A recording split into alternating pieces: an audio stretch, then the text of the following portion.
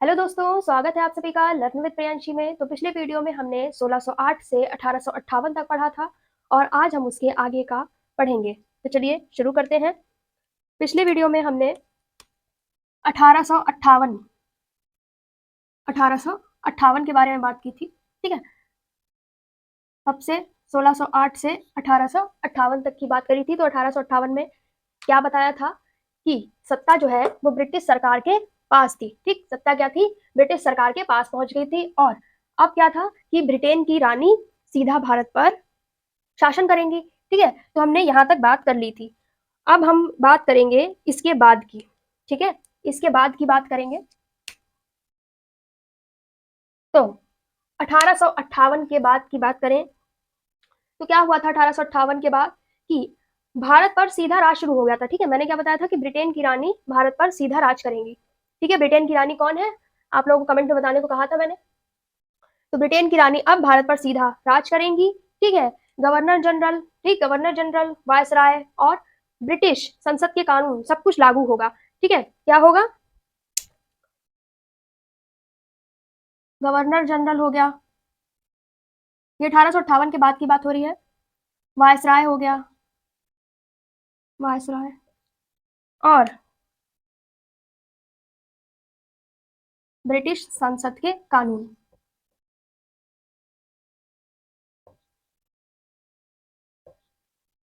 ठीक, अब 1858 के बाद में क्या हुआ कि भारत पर सीधा राज शुरू हो गया। ठीक है, जिसमें गवर्नर जनरल, वायसराय और ब्रिटिश सांसद के कानून, ये सारी चीजें क्या थी?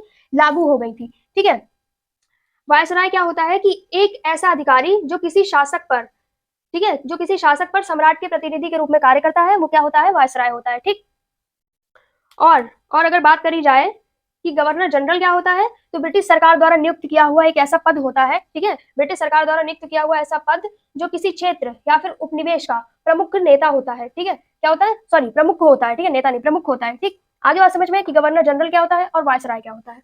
ठीक, अब उसके बाद बात करें, उसके बाद हम बात करेंगे 1900 के बाद बात करें 1947। ठीक, कब की? 15 अगस्त। 15 अगस्त आने वाली है।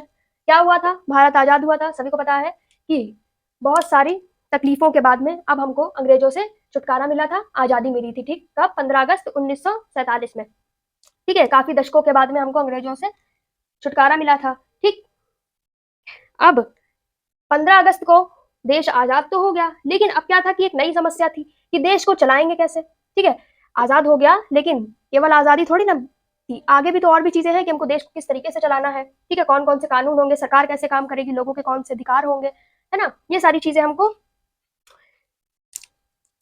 तो फिर क्या था कि एक संविधान होना चाहिए, यानी कि नियमों की एक किताब होनी चाहिए जिसके द्वारा देश चलेगा। ठीक, तो क्या हुआ था कि 1946 में 1946 में संविधान सभा की बैठक हुई थी। ठीक, संविधान सभा की बैठक हुई थी, जिसमें क्या हुआ था कि कई बड़े नेता शामिल हुए। ठीक है, और इन लोगों ने दिन रात मेहनत करके संविधान लिखा था। ठीक है, इन लोगों ने क्या करा था? संविधान लिखा था। कब? भारत के आजाद होने से 1 साल पहले। ठीक, भारत के आजाद होने से 1 साल पहले जब संविधान लिखा गया।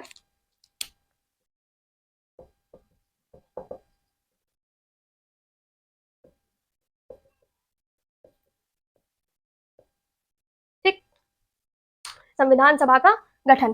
ठीक है, तो संविधान यहाँ पे लिख दिया गया, नियमों की किताब बन गई। ठीक है, तो अब भारत भी आजाद हो गया और संविधान भी लिख गया। ठीक, फिर क्या हुआ कि 26 जनवरी को, लेकिन केवल लिखा गया था। ठीक है, अब क्या हुआ कि 26 जनवरी 1950 को संविधान को लागू किया गया।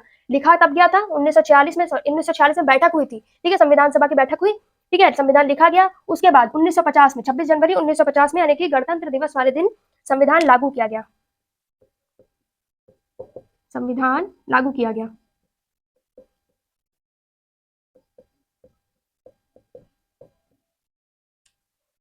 ठीक है,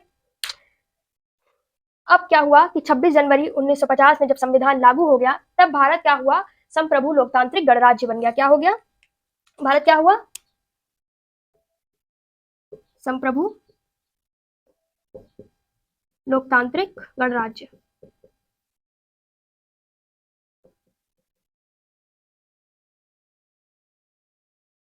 ठीक।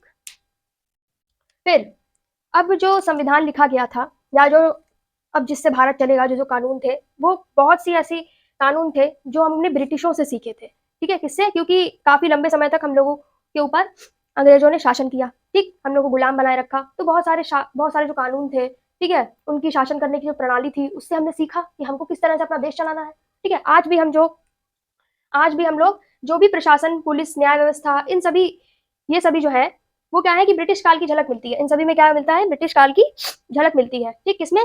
प्रशासन हो गया, पुलिस हो गई, न्याय व्यवस्था हो गई। ठीक, इसमें ब्रिटिश काल की झलक मिलती है, क्योंकि हमने बहुत ही लंबे समय तक ब्रिटिशों की गुलामी की है। ठीक, उनको देखा है कि उन्होंने किस तरीके से शासन किया है, कैसे संभाला है देश को। ठीक, तो ये सारी चीजें हमने उनसे सीखी हैं। मतलब कि उनका असर अब भी हमारे सिस्टम में कहीं ना कहीं मौजूद है। ठीक है, कहने का मतलब क्या है कि उनका असर आज भी हमारे सिस्टम में कहीं ना कहीं पर मौजूद है। ठीक, क्योंकि हम इतने सालों तक अंग्रेजों के शासन में रहे। ठीक है, इसलिए हमारे संविधान में कई ऐसी बातें हैं जो ब्रिटिश सिस्टम से ली गई। ठीक है, मैंने कहा काफी समय तक हम लोग उनके शासन में रहे, तो बहुत सी ऐसी बातें हैं, बहुत से ऐसे कानून हैं जो उनके ही सिस्टम से लिए गए। ठीक है, और आज भी हम लोग उन्हीं कानूनों को मान रहे हैं। ठीक, उम्मीद है समझ में आया होगा।